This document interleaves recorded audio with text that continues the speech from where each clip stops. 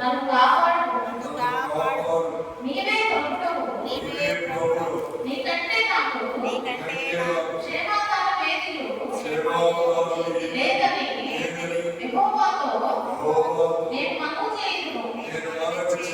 నేను ఇలాగను భూమి మీద ఉన్న భక్తులే శ్రేష్ఠులు, వారు నాకు కేవలం ఇష్టలు. యెహోవాను విడిచి వేరొకరిని అనుసరించు వారికి శ్రమను విస్తరించును. వారు అర్పించు రక్త పానయాత్రములు నేను అర్పింపను. వారి పేరు నా పెదవుల్లో ఎత్తను. యెహోవా నా స్వాస్థ్య భాగము, నా పానీయ భాగము, నీవే నా భాగమును కాపాడుచున్నావు. మనోహర స్థలములలో నాకు పాలు ప్రాప్తించెను. శ్రేష్టమైన స్వాస్థ్యము నాకు కలిగెను. నా ఆలోచన కర్త యెహోవాను స్తుతించెదను. రాత్రి గడియలలో నా అంతరింద్రియము నాకు బోధించుచున్నది. సదాకాలము యెహోవా యందు నా గురి నిలుపుచున్నాను. ఆయన నా కుడి పార్శ్వమందు ఉన్నాడు కనుక నేను కదల్చబడను. అందువలన నా హృదయము సంతోషించుచున్నది, నా ఆత్మ హర్షించుచున్నది. నా శరీరము కూడా సురక్షితముగా నివసిస్తున్నది. ఎందుకనగా నేను నా ఆత్మను పాతాళములో విడిచిపెట్టను. నీ పరిశుద్ధుని కుళ్ళు పట్టనీయవు. జీవమార్గమును నేను నాకు తెలియజేసేదవు. నీ సన్నిధిని సంపూర్ణ సంతోషము కలుగు. నీ కుడి చేతిలో నిత్యము సుఖములు కలుగు. దేవుడు దావీదు కీర్తన మనందరి కొరకు దీవించి ఆదరించి ఆశీర్వదించుకుంటారు. ఆమేన్. హల్లెలూయా. హల్లెలూయా. పిల్లరా, మరి చదువుకున్నటువంటి వాక్య భాగంలో చాలా శ్రేష్టమైన సంగతులను దేవుడు మనకు జ్ఞాపకం చేస్తున్నారు. ఇలా మనము దేవుని సహవాసాన్ని మనకు కలిగి, దేవుని సన్నిధిని మనకు కలిగి, మనము జీవించువారుగా మనం ఉన్నప్పుడు మన జీవితాలను దేవుడు అద్భుతమైనటువంటి స్థితిలోనికి మార్చువాడు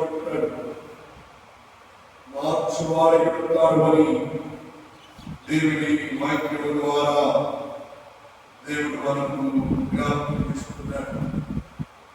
నాలుగవ శ్రవణం మనం చూస్తే యెహోవాను విడిచి వేరొకరిని అనుసరించు వారికి ఆయన శ్రమలు విస్తరిస్తాయి. యెహోవాను విడిచిపెట్టి సర్వశక్తుడైన దేవుని విడనాడి మన సొంత ప్రయత్నాలు చేస్తే అది ఏమవుతుంది? శ్రమ వస్తుంది. అని సృష్టికర్త దేవుని మనం విడిచిపెట్టకూడదు. సృష్టికర్త దేవుని మనం విడనాడకూడదు. ఆ దేవుని విడిచిపెట్టి మన ఇష్టపూర్వకమైనటువంటి జీవితం, మనకు నచ్చిన జీవితాన్ని మనం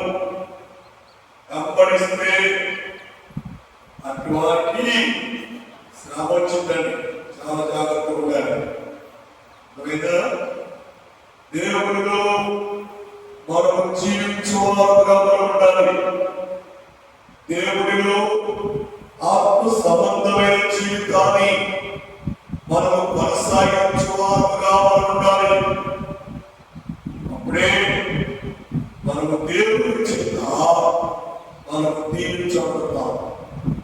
మనము దేవుని చేత మనం ఆదరించబడి ఆశీర్వదించబడతాం. ఆమేన్. హల్లెలూయా. న్యాయాధిపతుల గ్రంథంలో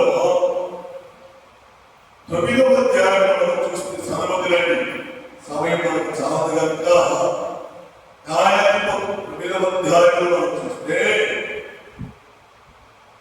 పిల్లలారా, దేవుడు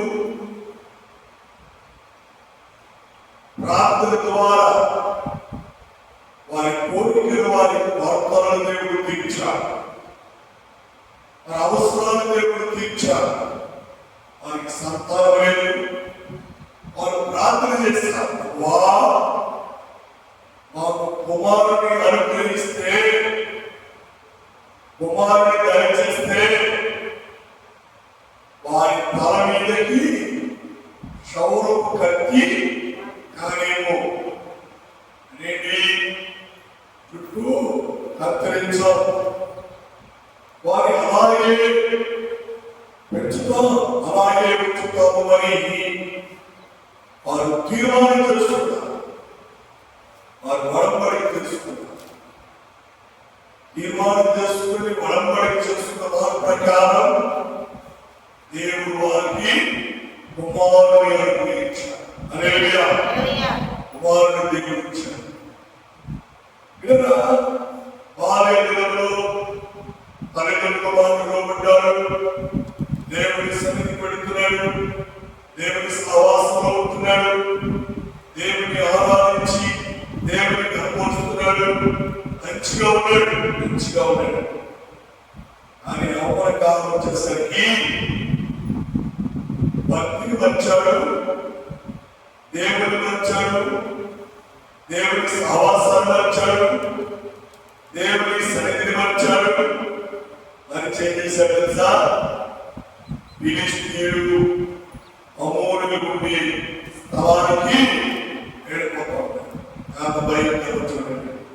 అమోనులు అనగా దేవుని ఎరగని వారు, ఫిలిష్తీయులు అనగా దేవునికి అయిష్టులు.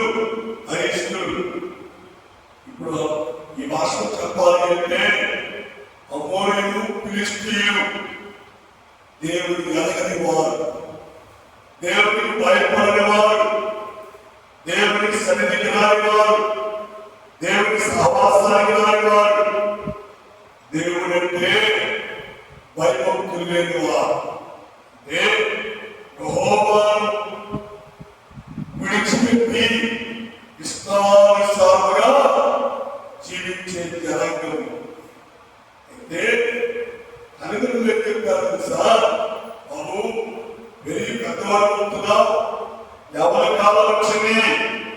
మనం యెహోవా బిడ్డలం, దేవుని సొత్తైన ప్రజలు. మనం దేవుని సహవాసాన్ని కలిగి ఉండాలి. కాబట్టి తూర్పు దిక్కున అమోరీయులు ఉన్నారు, ఫిలిష్తీయులు ఉన్నారు. వారి దగ్గరికి వెళ్ళవాక వారి సహవాసం తెలియదు. ఇదిగో దక్షిణ దిక్కున గ్రాములు ఉన్నారు, ఎబ్బీలు ఉన్నారు. వారి గురికి వెళ్ళవాకు అని తల్లిదండ్రులు చెప్పారు కదా. ఒక వయసు వచ్చింది, ఎవరు నష్టపరిచారు, ఎవరి పిల్లలు చెప్పుకోమని అంటారా? ఉన్నట్టు నటిస్తారు కానీ వినవే వినరు. పెట్టడంలో చాలా జాగ్రత్త అని చెప్తామా? ఎప్పుడు మాకు విన్నారు, అలాగే ఉంటుందని చెప్తారు. ఇలా ఏం చేస్తారు? వారు నచ్చిన మార్గంలో వారు నడుస్తూ ఉంటారు. వీళ్ళలో గమనం చేస్తే శాంసన్ అనే యవనస్తుడు అమోరీయుల ఎదురుకు వెళ్ళారు. అమోరీయులు చాలా సౌందర్యం కలిగి ఉంటాడు. అందగలుగుతాడు. మనోడు గ్రహారాధన దేవుని ఎలాగని ప్రజలటువంటి వారికి సహవాసానికి వెళ్ళాడు. దేవుని ఎలాగని వారి యొక్క కుమార్తెను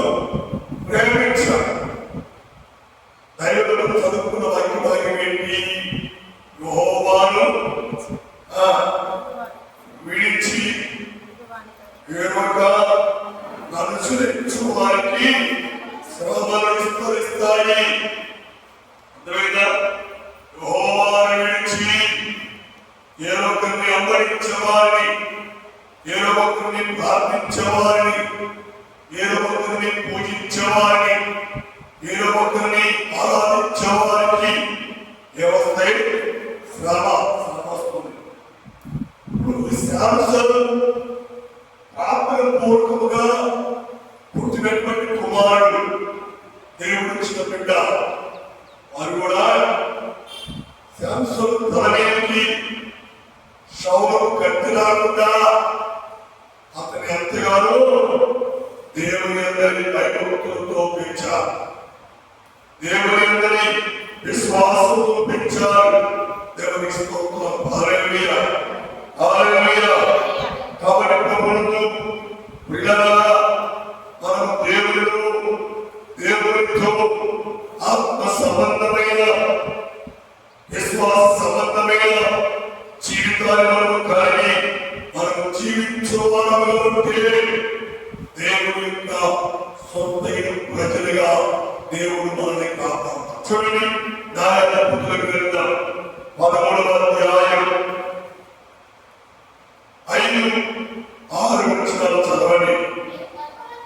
నీవు గర్భవతివై కుమారుని కాదు, అతని తల మీద మంగళ కత్తి వేయకూడదు.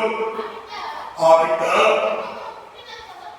గర్భంలో పుట్టినని మొదలుకొని దేవునికి నాజీరు చేయబడిన వాడు ఫిలిష్తీయుల చేతిలోకి ఇశ్రాయేలు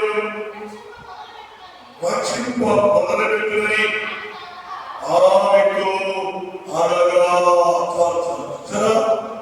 దేవుడు గొప్ప ప్రణాళికతో సంసోను దేవుడు ఇచ్చాడు. ఫిలిష్తీయుల యొక్క చేతిలో ఇశ్రాయేలు ప్రజలు పడకుండా అందరినీ కాపాడుతాడు, రక్షిస్తాడు.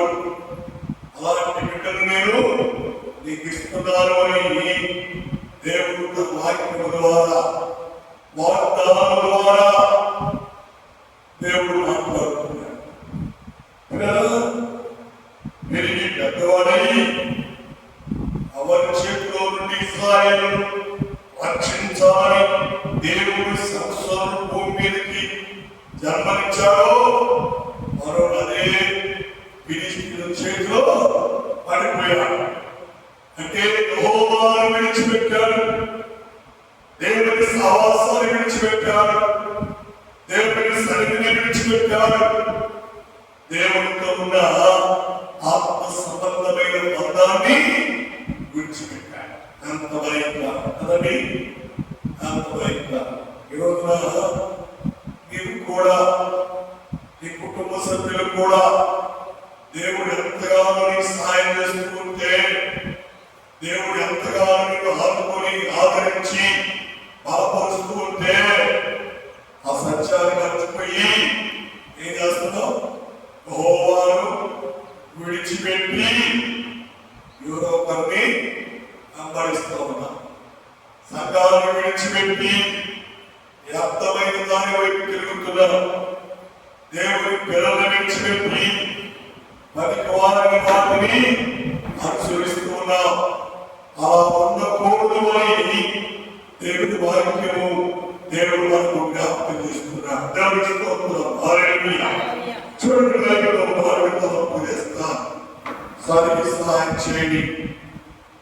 పరిశుద్ధ గ్రంథముల నుండి 24వ వచనం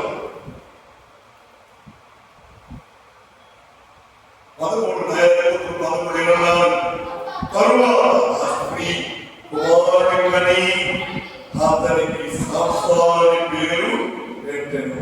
ఆ బాలుడు ఎదిగినప్పుడు యెహోవా అతనిని ఆశీర్వదించాడు. హల్లెలూయా. ప్రార్థనతో దేవుడు ఆ బిడ్డను అభిషేకిస్తున్నాడు. ప్రార్థన ద్వారా ఆ బిడ్డను దేవుడు ఎంతగానో ఆహ్వానిస్తున్నాడు. ఇంత ప్రార్థన ఉన్నటువంటి బిడ్డ మనం గమనిస్తే 16 వచ్చేసరికి పాపములో పడిపోయాడు. ఎవరి పాపములో పడిపోయాడు, శరీర కార్యాలలో పడిపోయాడు. చూడండి, 16వ అధ్యాయం 17వ వచనం.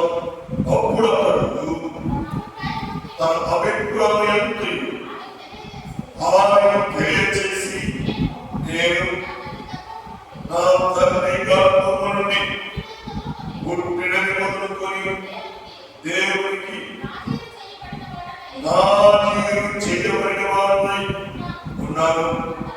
నా తల మీదకి మంగళ కత్తి రాలేదు. నాకు క్షౌరం చేసిన ఎడల నా బలము నాలో నుండి తొలగిపోవును. నా ఇతర మనుషుల వలె అవుతుందని ఆయనతో చెప్పెను. హల్లెలూయా. జరా ఇది 16వ అధ్యాయం. ఈ వచనం చదవక ముందు మనం కొంత సమయాన్ని ధ్యానం చేయాలి. బలహీనుడైపోయాడు. కానీ దేవుడితో ఉన్నప్పుడు సంవత్సరం ఎంత బలవంతుడు లేదా బాబు ఫిలిష్తీయులు 1000 మంది మన మీదకి వచ్చినప్పుడు దేవుని సన్నిధిలో ప్రార్థన చేసుకుని పచ్చి గాడిద దౌడముతో 1000 మందిని ఆత్మహత్య నమ్మేశారండి. ఎంత బలచాలో. అలాగే తన గ్రామం నుండి బయలుదేరి ఫిలిష్తీ దేశానికి వెళుతుండగా మార్గమధ్యలో సింహములు వచ్చింది. సింహములు చీల్చివేశాడు. ఎంత బలవంతుడు అంటే దేవుడి సన్నిధిలో ఉంటే నీవు బలవంతులవే. దేవుని ప్రసన్నత, దేవుని కృప, దేవుని కాపుదల నీ మీద ఉన్నప్పుడు నీవు బలవంతుడు వెళ్తావు. నీవు బలవంతురాలు వెళ్తావు. నీకు తెలుసా, దేవుని సన్నిధి నీకు తోడుగా ఉంది కాబట్టి, దేవుని సహవాసంలో నీవు జీవిస్తున్నావు కాబట్టి దేవుడు నిన్ను బలమైన జనముగా దేవుడు నిన్ను ఏర్పరుస్తున్నాడు. దేవుని స్తోత్రం. హల్లెలూయా. చక్కని మాట. దేవుడిలో ఉండి వారిలో ఒంటరైన వారు 10,000 మంది అవుతారు. ఆమేన్. హల్లెలూయా. గొప్ప బలం, ఎంత గొప్ప జన సమూహము దేవుడిలో ఉండాలి. దేవుడిలో జీవించాలి కదా. శాంసను దేవుడిలో ఉన్నంతగా అతని ఓడించిన వారు లేరే. అంత బలచాలి, అంత పరాక్రమము కలిగిన వారు. ఎప్పుడైతే ఈ 16వ అధ్యాయానికి వచ్చేసరికి దెలీలా అనే స్త్రీ వలలో పడిపోయాడు.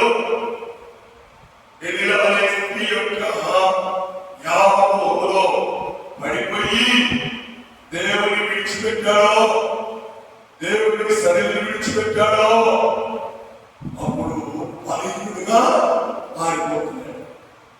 బలహీనుడైపోయాడు. ఇక్కడ మనం చదువుకున్న బాగా ఇప్పుడు రండి. బలానికున్న రహస్యం ఏంటి అని నేను అడిగితే, నా తల్లిదండ్రులకు దేవుడు ఇచ్చిన బలం, నా తల మీద మంగళ కత్తి పెట్టి నా ఇంటికి తీసివేస్తే నేనేమైపోతాను? బలహీనుడైపోతాను. అప్పుడు ఏమైనా చేయవచ్చు కదా. ఆ మాట చెప్పగానే సంసోనుని ఏం చేసిందా? మంచాన్ని కట్టివేసింది. చూడండి, 19వ వచనం, 20వ వచనం. ఆమె అతని తొడ మీద అతని నిద్ర వచ్చి ఒక మనుషుని పిలిపించి వారి చేత అతని తలని 7 జడలను సవరణ చేయించి అతని బాధించుడు మొదలుపెట్టాడు. అప్పుడు అతనిలో నుండి బాధలు తగ్గిపోయేను. సంసోను ఫిలిష్తీయుని మీదకి పడుచున్నారని అతడు నిద్ర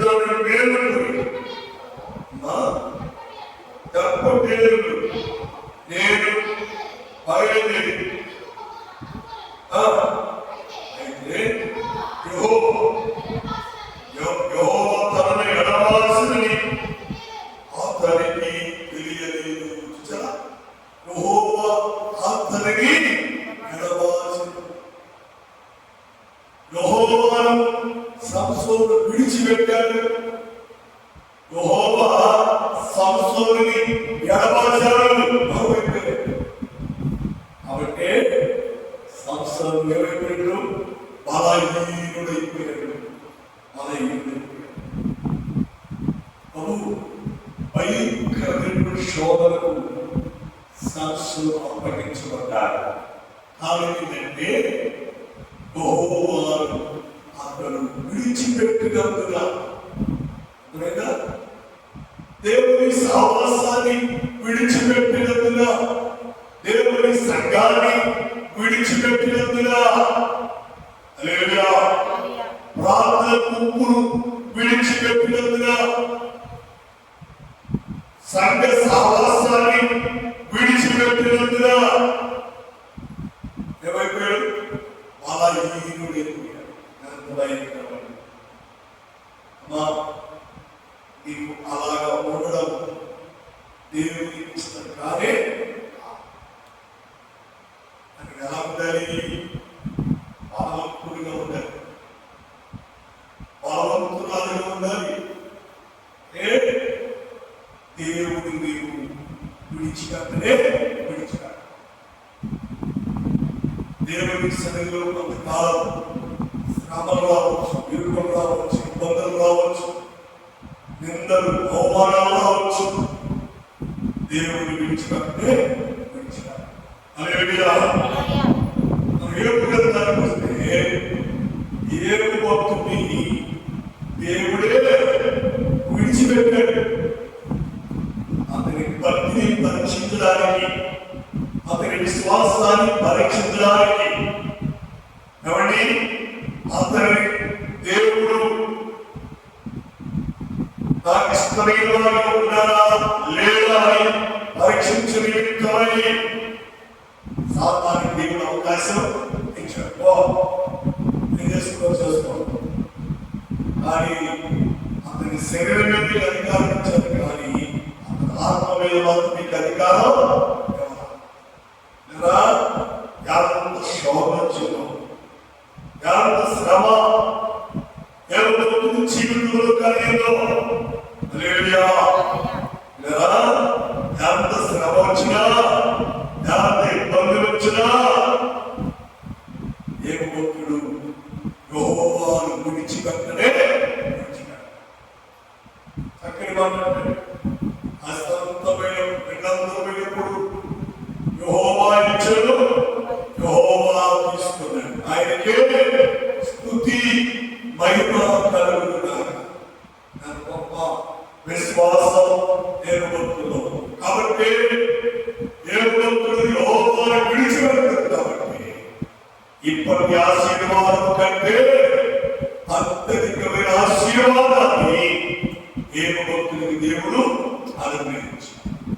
కానీ సంసోనుడైతే దేవుని విడిచిపెట్టాడు కాబట్టి, దేవుని సన్నిధిని విడిచిపెట్టాడు కాబట్టి, భక్తిని విడిచిపెట్టాడు కాబట్టి, తన తండ్రి దేవుడు యెహోవాను విడిచిపెట్టాడు కాబట్టి ఏమైపోయాడు?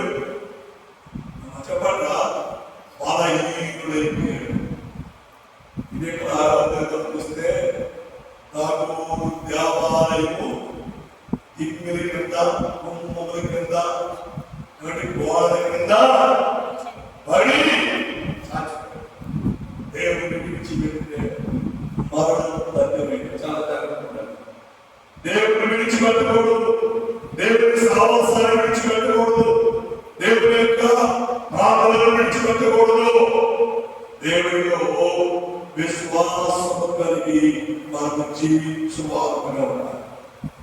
దేవుడిలో భక్తి కలిగి నడుచువారుగా మనం ఉండాలి.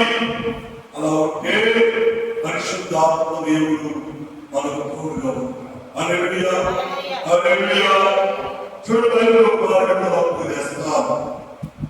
సంసోను దేవుని విడిచిపెట్టారు కాబట్టి బలహీనుడై తాగుబోతు దేవాలయం కింద చనిపోయాడు. చూడండి బైబిల్లో తలపుకురండి దయచేసి. చాలా అద్భుతమైన మాట. 32వ దావీదు కీర్తన 10వ వచనం చదవండి. 32 10వ వచనం. మరొక కీర్తన ఫకీరులకు అనేక వ్యాధులను కలుగుతున్నవి.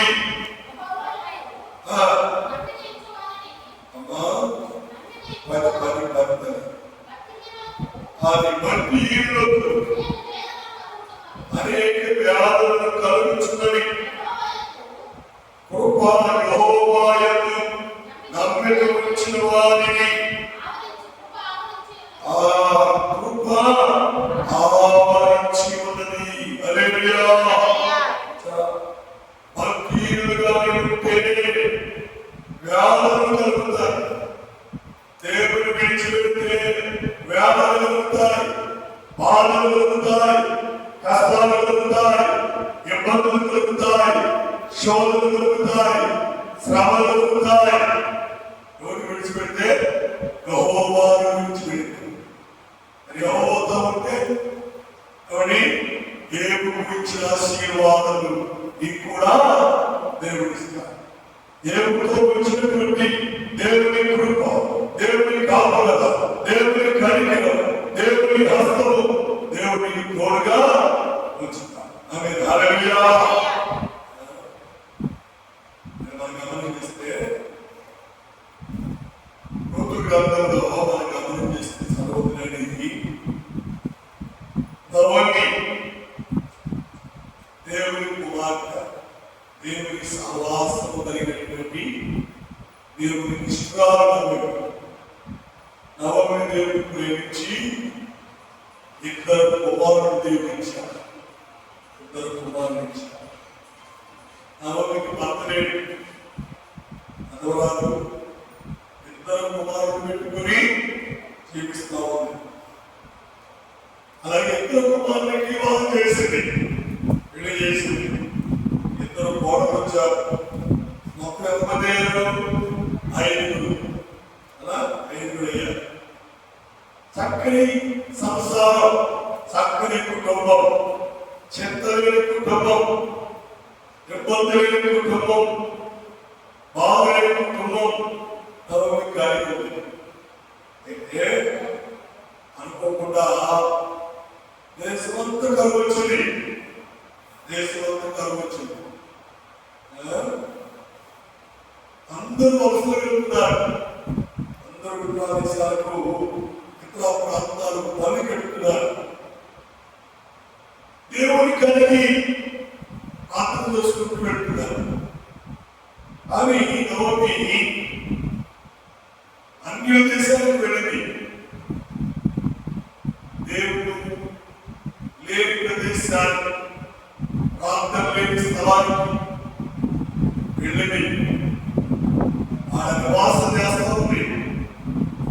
ఆయన కాపురం ఉంది. ఇద్దరు కోడలు పెట్టుకొని, కుమారుడు పెట్టుకొని తన జీవితాన్ని కొనసాగిస్తాం. ఏం లేదు, రోజు ప్రార్థన లేదు. కానీ ప్రార్థన చేసుకోవడం, సాయంత్రం పరిపోయించినాక భోజనం చేసుకుని పొరపడి సమయంలో ప్రార్థన చేసుకోవడం, అవన్నీ క్రమేణా నవమి ఇంటి వారు విడిచిపెట్టేశారు, ఆనేశారు. క్రమంగా దేవుడిని వారు విడిచిపెట్టి భక్తిహీనులైపోయారు. భక్తి లేని వారి మారిపోయారు. ఇలా ఓయలాము దేశంలో కాపాడుకున్న వారికి ఓయలాము దేశంలో ఓయలాము దేవత యొక్క తిరణాలు జరుగుతుంది, ఉత్సవాలు జరుగుతుంది. ఇప్పుడు ప్రాంతంలో ఉన్నవారు, ప్రాంతానికి వెళ్ళేవారు దేవుడి సంతానం మీద తిరణాలు కావచ్చా? వెళ్ళకూడదు. పిల్లలన్నా కోడలన్నా వెళ్ళకూడదు. మనం యెహోవా పిల్లలు, దేవుని పిల్లలు, దేవుని సొంతైన ప్రజలు. మన దగ్గరికి కానీ ఆ పరిసర ప్రాంతాలకు కానీ వెళితే వెళ్ళకూడదని చెప్తారు. చెప్పరా? ఎందుకని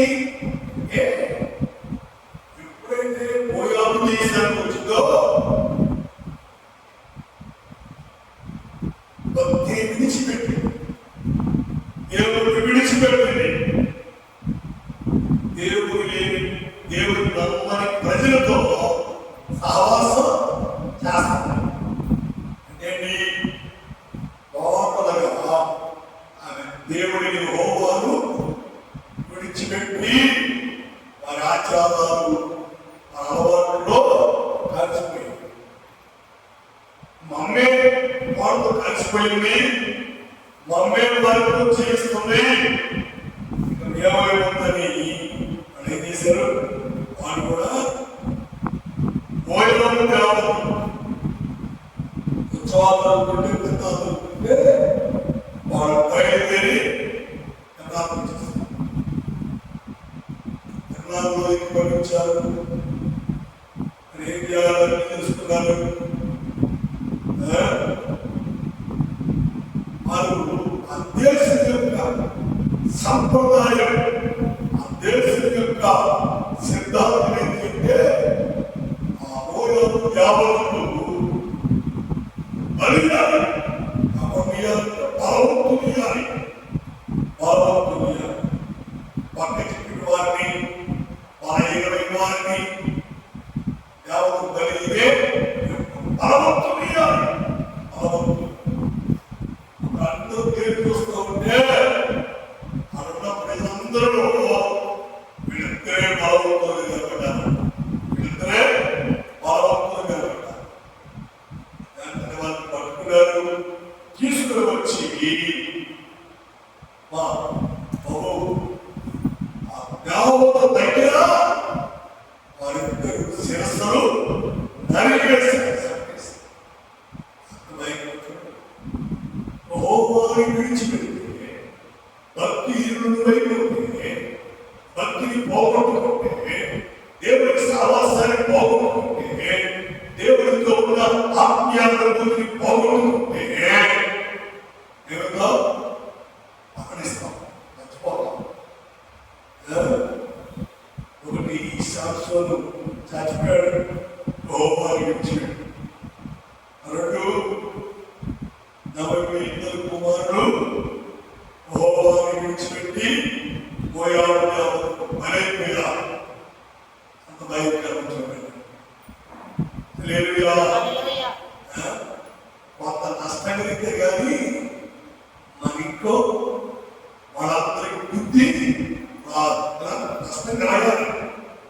ఎప్పుడైతే 2 కుమారులు పోగొట్టుకుందో, 2 కుమారులు మరణించారో వెంటనే దానికి గుర్తొచ్చి వాళ్ళతో మాట్లాడుకుంటుంది. అమ్మా, అక్కడ కర్మోత్సవం వచ్చా తిరిగిగా దేవుడి సహవాసాన్ని విడిచిపెట్టి ఆత్మలకు వచ్చా, పురస్కమైపోయా. నాకు భక్త లేడు, మీ ఇద్దరికి భక్త లేడు. అప్పుడు మీ పుట్టింటికి వెళ్ళిపోయి నేను నా దేశానికి వెళ్ళిపోతాను. మా బాబు చాలా జాగ్రత్తగా ఉండాలి.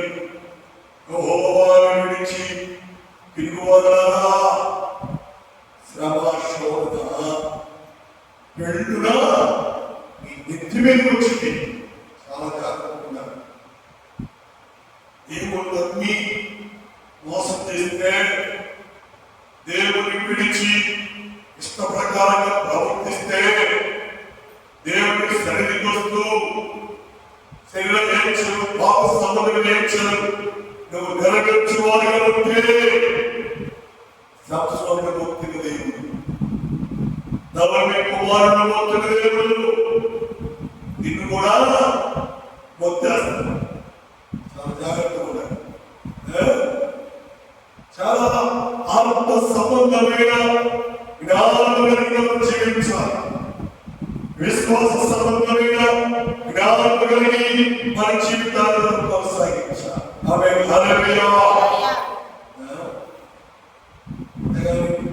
దేవుని సన్నిధికి వస్తూ, చర్చికి వస్తూ పిచ్చి పిచ్చి ఆలోచనలు, పిచ్చి పిచ్చి నడకలు, పిచ్చి పిచ్చి ప్రవర్తనలు అన్నీ విడిచిపెట్టాలి, అన్ని తీసివేసుకోవాలి.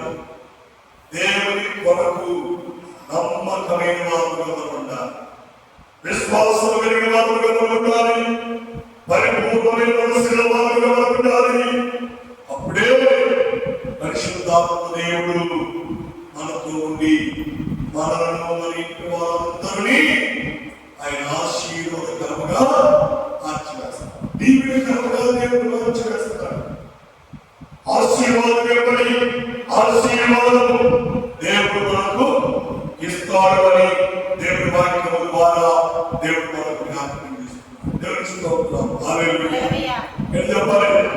హల్లెలూయా.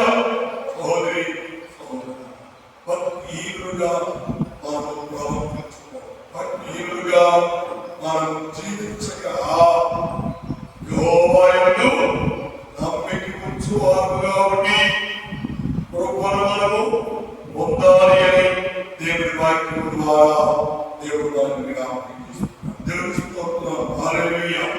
హల్లెలూయా. కాబట్టి ప్రభువులారా, నిర్వహించబోతున్న పాటలకి రండి. కీర్తన 16 కీర్తన 4వ వచనం. యెహోవాను విడిచి వేరొకరిని అనుసరించు వారికి శ్రమలు విస్తరిస్తాయి. శ్రమలు ఎక్కువ చేస్తాయి. లేదా దేవుని విడిచిపెట్టి వేరొకరిని అనుసరించు వారు కదా. వేరొకరిని లోకాన్ని, లోకాచారాలు, లోక పద్ధతులు, లోక సమాధమైన పనులు చేస్తున్నవారు కదా. దేవుడి యొక్క ఉగ్రత అలాగే ఉండకూడదు అని పరిశుద్ధాత్మ దేవుడు శాపశోధను దేవుడు చూపించి మాట్లాడారు. అలా మనం ప్రవర్తించకూడదు అని నవమి ఇంటి వారిని తన ఇద్దరు కుమారులను చూపించి దేవుడు మాట్లాడారు. దేవుని విడిచిన సంస్థలు బలడానికి వెళ్ళిపోయారు. దేవుని విడిచి పోయా దేశానికి వెళ్ళిన నవమి ఇద్దరు బిడ్డలు పోగొట్టుకునే విడిచిపెట్టి నష్టపోయిందా? ఏసై విడిచిపెట్టి సంతోషం పోయిందా? ఏసై విడిచిపెట్టి సమాధానం పోయిందా? ఏసై విడిచిపెట్టి ఈ ఒంటిలో ఆరోగ్యం పోయిందా? అవన్నీ వాళ్ళకి రావాలి. అవన్నీ నువ్వు కూడా పొందుకోవాలి. నువ్వు దేవుడిలో స్థిరమైన వారిగా, దేవుడిలో బలమైన వారిగా ఉండాలి.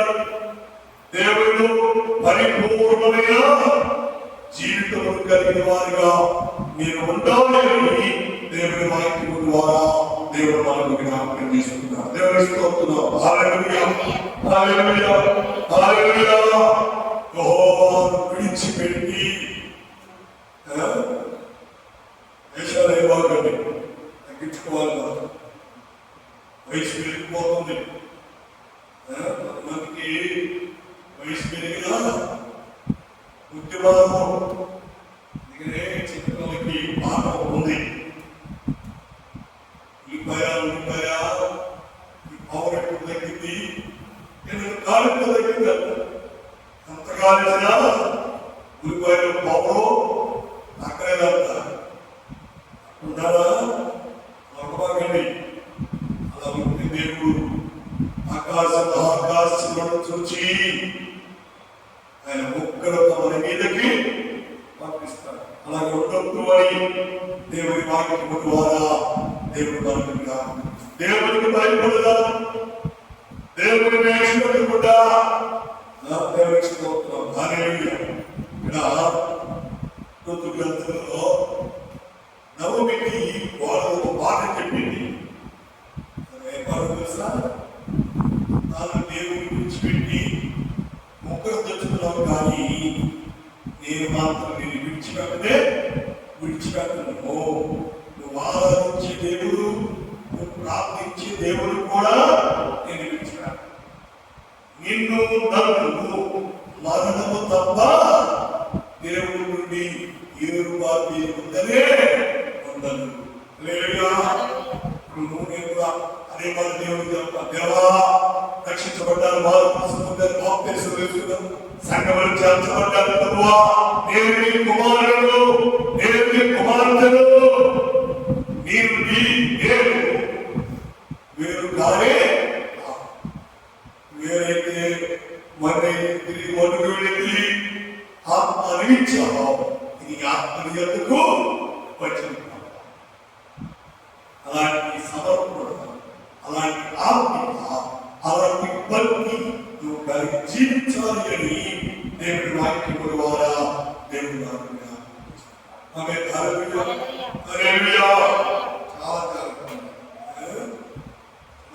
జ్ఞాపకం చేసి నేను ముగిస్తాను. చిన్న సందర్భం మీరు చెప్తారు. నాకు మంచి మిత్రుడు, మంచి భాష గారు, బాగా మంచి ఆ రోజుల్లో 95, 96, 97 ఆ రోజుల్లో చాలా ఇబ్బంది పడేవాళ్ళు పంచాయతీలో. 2000 వచ్చేసరికి అతనితో నాకు బాగా పరిచయం ఏర్పడింది. దైవికంగా భక్తిలో ఆయన పెద్ద భాష గారు. ఆయన కింద సుమారు ఒక 1000 మంది భాషలు ఉంటారు. 1000 మందికి సహకారం చేస్తాడు. ఆయనకి చిన్నప్పుడు ఆస్తులు ఉన్నాయి, ఆయనకి పెద్ద పెద్ద కాలేజీలో ఆస్తులు ఉన్నాయి, హాస్పిటల్ ఉన్నాయి. చాలా మంచోడు. ఎంత మంచిలో అంత పని వాళ్ళు మంచోడే. దీంట్లో అన్నం పెట్టే విషయంలో, డబ్బులు ఇచ్చే విషయంలో, సహకరించే విషయంలో చాలా మంచోడు. నుంచి బహుడు అన్నం పెట్టిస్తాడు. ఇబ్బందులు ఉంటే పేదలు పిలుస్తాడు. అంత మంచోడు. అప్పుడు 97, 98 మంది వచ్చినప్పుడు మన మంచివాడు ఆరంభం మంత్రి మంది కృషి అన్నాడు, రమేష్ ఈ మంత్రాలు పడేసేసాయి, ఈ మంత్రాలు మీకు సహకరిస్తారు, మీకు సహాయం చేస్తానన్నాడు. చేశాడు. 2000లో మన మంత్రి కట్టాం. 2000 సంవత్సరంలో మంత్రి కట్టాం. ఆయన వ్యవసాయం చేశాడు. అంత మంచోడు. కానీ తన బుద్ధి, తన గుణం మంచిది కాదు. కావలో ఆ సభ జరుగుతూ ఉన్నాయి, 3లో ఆ సభ జరుగుతూ ఉన్నాయి. ఆ సభకి సుమారు 20,000 మంది వచ్చేసారు. పెద్ద గ్రౌండ్ కావి గ్రౌండ్ అంతా చాలా తగ్గిపోయింది. 3 కిలోమీటర్ల ఛార్జ్ వేస్తారు. అక్కడికి వెళ్ళి డబ్బులు కట్టినావా, డబ్బులు తీసుకున్నాను, కాయించారు, తీసుకుని వెళ్తా ఉన్నారు. ఆమె దాటి వెళ్ళేసరికి ఫోన్ వచ్చింది. రెండు భాష గారికి ఫోన్ చేశారు. భాష గారికి తమ్ముడు భాష ఫోన్ చేశారు. దాని గారు రమేష్ జాగ్రత్త, అయ్యారు వీడియో కూర్చున్నాడు. దగ్గర ఖచ్చితంగా ఎత్తుపడిపోయింది. ఎత్తుపడిపోయింది. సీరియస్ అయ్యారు. చివరిపోతున్నాడు. దానికి సభ దొరుకుతాయి. వీళ్ళు జాగ్రత్త పెట్టింది. అయ్యారు లేడు. డబ్బులు తగ్గి తెచ్చినవాడు కూడా నేను జాగ్రత్త చెప్పాడు కదా. ఆయన హాస్పిటల్ వెళ్ళిపోయాడు. ఆయన గురించి చిన్న వయసు, కానీ దేవుడిని విడిచి ఆయన సాధారణ జీవితాన్ని జీవించి తను నచ్చిన జీవితం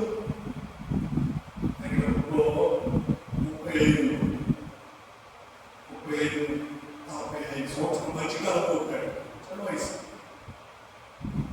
విపరీతమైన డబ్బు, విపరీతమైన డబ్బు,